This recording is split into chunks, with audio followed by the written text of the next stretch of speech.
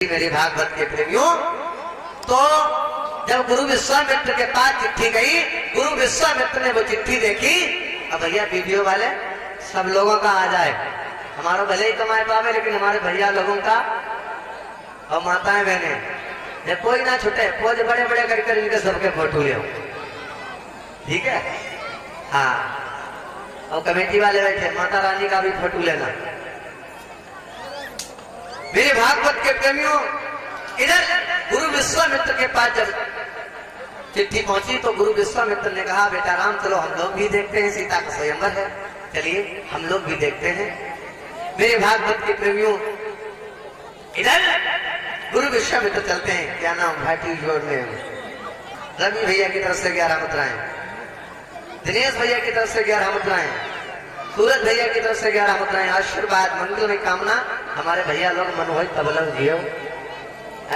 राजा घटवांग थे, उनकी इच्छा मृत्यु थी, जब वो चाहते तभी मरते, और राजा घटवांगों से पर तुम्हें पदवी मिल जाए प्रभु।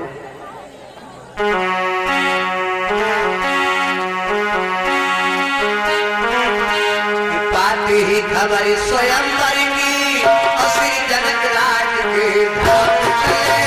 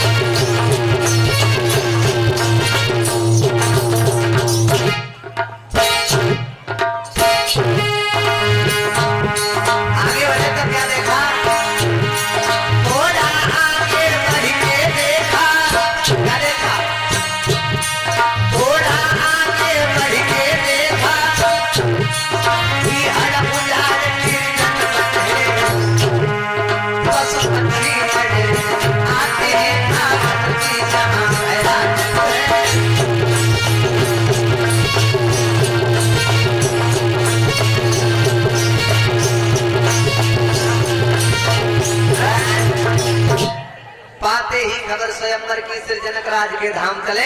कुंवारक शुक्ला द्वादश को गुरु के संग में श्री राम चले। थोड़ा आगे बढ़ के देखा, बिहड़ उजाड़ निर्जल मन है, पशु पक्षी नजरी न आते हैं, था वन भी जहाँ जहाँ पर वो जंगल में पहुंचे, जहाँ पर पशु पक्षी नजर नहीं आ रहे थे, पशु पक्षी तक नजर नहीं आ रहे थे, और जैसे वहां पर पहुंचे तो देखा महाराज राम ने एक पत्थर की स्त्री पड़ी है।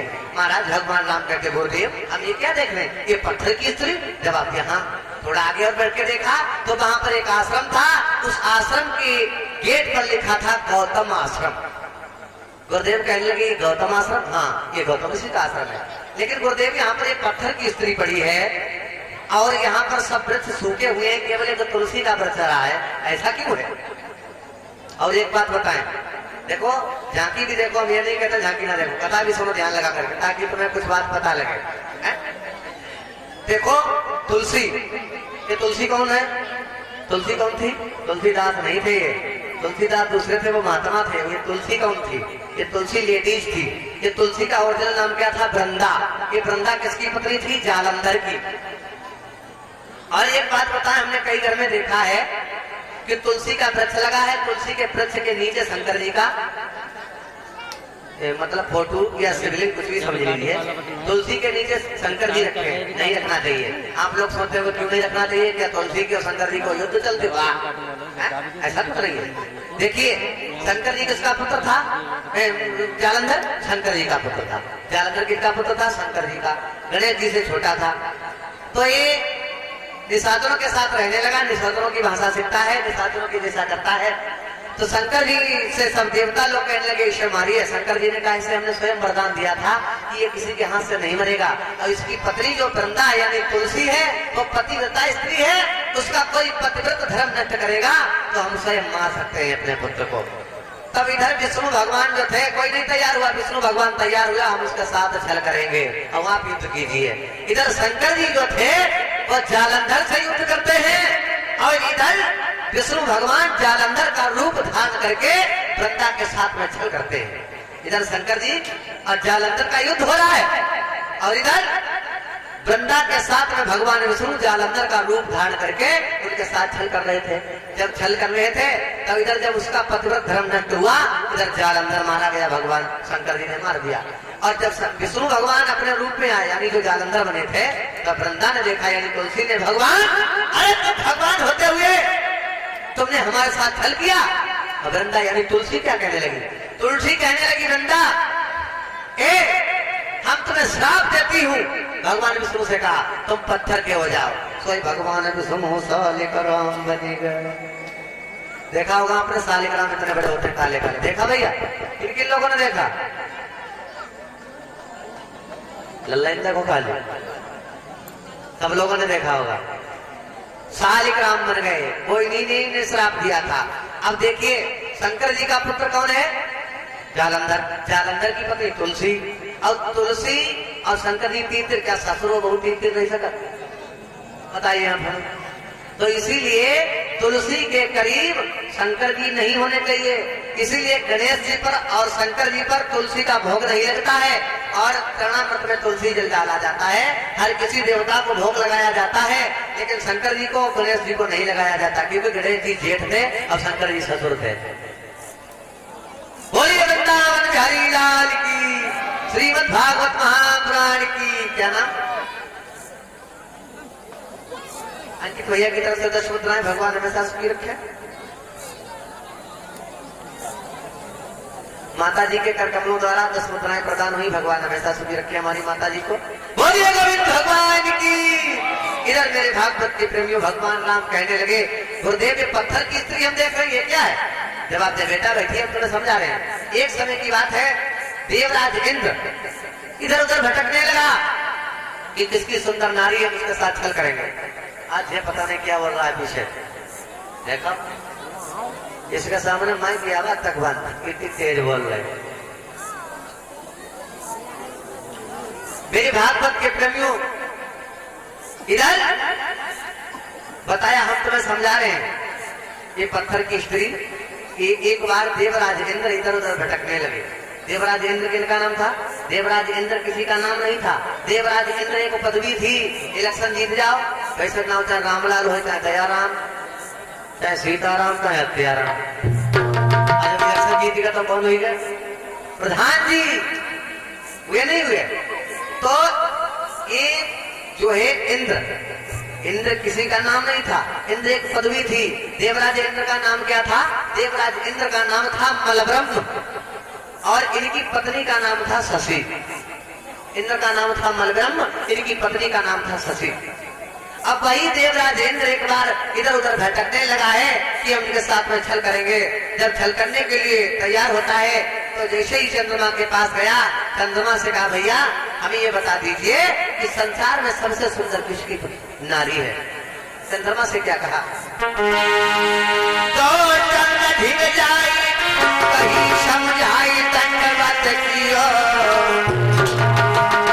तनु देव बताई रे के की सुंदर।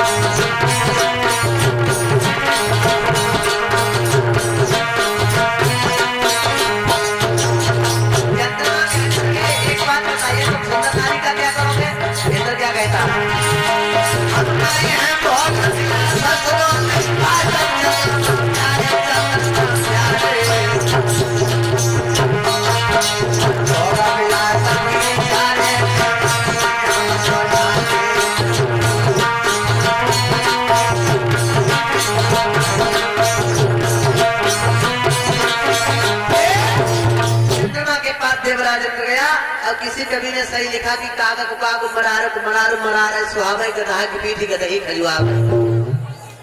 कहने का मतलब ये है हमारा कि विचार उसी से मिलेंगे जो अपने विचारों का होगा।